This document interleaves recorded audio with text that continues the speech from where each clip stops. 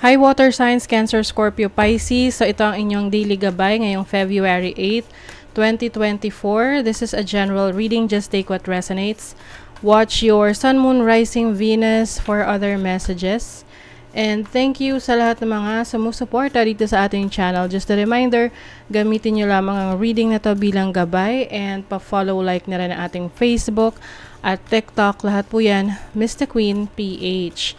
And also, please like, share, subscribe para lagi kayong updated sa ating mga readings. And please check out my Shopee. Available ang mga protection and prosperity items, bracelets, zodiac sign bracelets, and many more. Link on the description. Ayan, let's see. Water signs, what's up with you? Ano yung messages, energies? Ascendant, this is about yourself.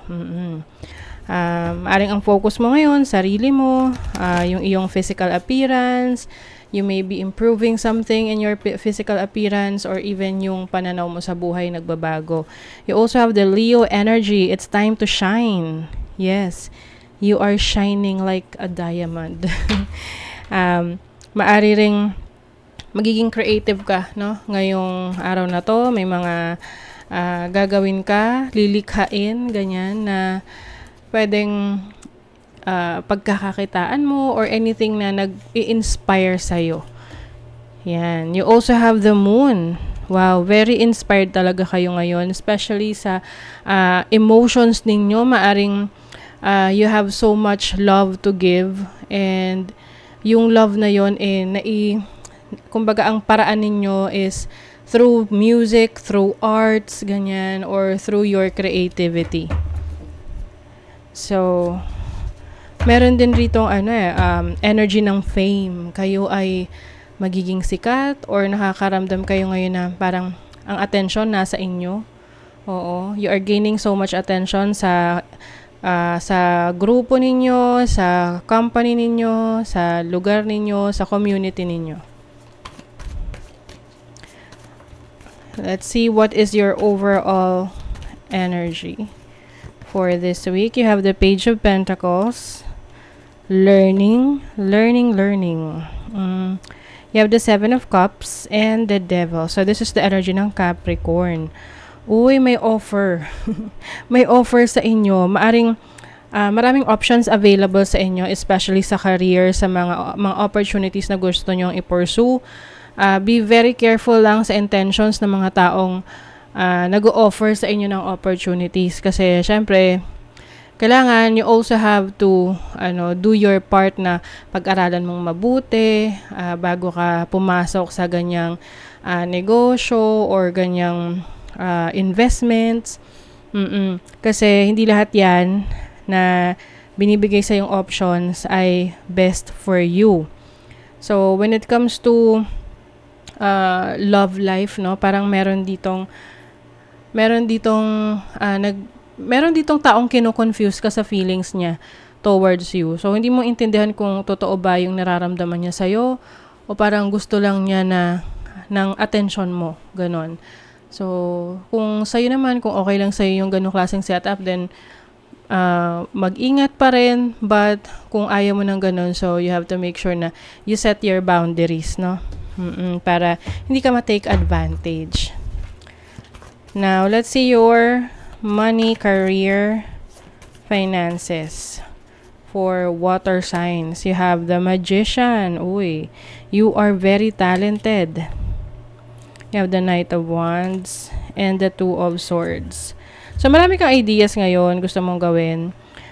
But, there are times na parang nagdadalawang isip ka kung itutuloy mo ba yon. Kasi pwedeng na-overwhelm ka ngayon sa maraming options available sa'yo, sa career mo, sa trabaho, pwedeng sa business rin, maraming opportunities. And ngayon, nalilito ka kung anong uunahin mo, no? Pwedeng may mga nagde-demand sa'yo na, ito yung gawin mo, or ito kailangan mo na itong tapusin. Pero hindi mo magawa-gawa kasi maaring meron ka ngayong gustong subukan or something that is nagbibigay sa'yo ng inspiration. Oo. Related sa creativity mo na gusto mong i-pursue. So, ngayon, nalilito ka kung Ano ba, itutuloy mo na ba yung project na yan? O magsistay ka sa current situation mo na masyadong maraming demands sa'yo. So, pwedeng sa career yan, no? Okay, let's see other messages. You're also stepping into your own power. I see someone na magaling yung kanyang skills na sa paggamit ng kanyang kamay. Oo, creative skills talaga, creating something. Yung iba sa sa communication. Just do it daw. Procrastination will not bring any success. So, kung ikaw yung nagpo-procrastinate, iniisip mo, ano ba talagang gagawin ko? Puro isip-isip pero wala ka namang tinitake ng action. Lalong magtatagal yan. Kung ano yung pwede mong simulan na, kung sigurado ka naman, then simulan mo na para makita mo na yung resulta. Kailangan din daw na meron kayong special space sa bahay ninyo na kung saan meron kayong pagkakataon na mag-meditate, no, yung tipong magkaroon ng peace of mind, katahimikan para mapag-isip-isip nyo, mapagnilay-nilayan nyo yung mga plano nyo sa buhay. And also yung iba, pwedeng kayo ay magpapa-read ng tarot, no? Tarot reading sa iba. Or parang may altar sa bahay ninyo, no, na doon kayo nagpe-pray, doon kayo nagma-manifest. Or kung wala pa naman, mas makakabuti na magkaroon kayo ng special spot or special place sa bahay ninyo, no? Para doon kayo makapag-set ng intentions, makapag-pray, ayan, to have your own altar. Now, let's see your love life. You have the Queen of Pentacles, the Eight of Wands, and the Six of Wands. Wow. Ang daming na-attract sa inyo ngayon. Oo, maraming nagpapadala ng messages or nagpapapansin sa inyo kasi nakikita nila na you are very successful. So, karamihan kasi pag ganyan, pag successful ka sa isang bagay, nakakakuha ka ng attention sa iba, may mga admiration.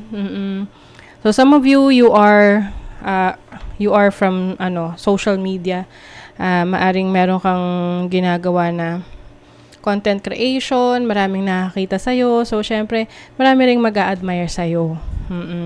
But, ang nakikita ko kasi rito is parang hindi kayo ganun ka-interesado sa relationship at this point. You are focused on your financial stability, your career, yung estado mo sa buhay.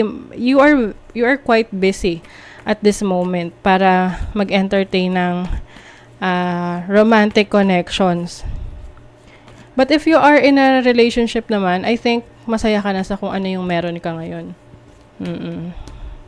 Uy, may engagement, Some of you, if you are in a relationship, you are taking your relationship into into a higher level of commitment. So, mas seryoso na kayo. Uy, may red flags. So, pay attention pa rin sa red flags. Dahil, alam mo na, maaring pag masyado ng maraming red flags, this may be the sign na, rethink the relationship. Kasi, 'di ba, you'll never know. Pero maaring iba sa inyo, kapag nakakita na agad kayo ng red flags, ayaw nyo na. Doon sa person na yon, iniiwasan nyo na. Oo, kasi mas focus kayo sa sarili nyo ngayon eh. Sa success ninyo. So, that is your reading, water signs. Thank you so much. Bye!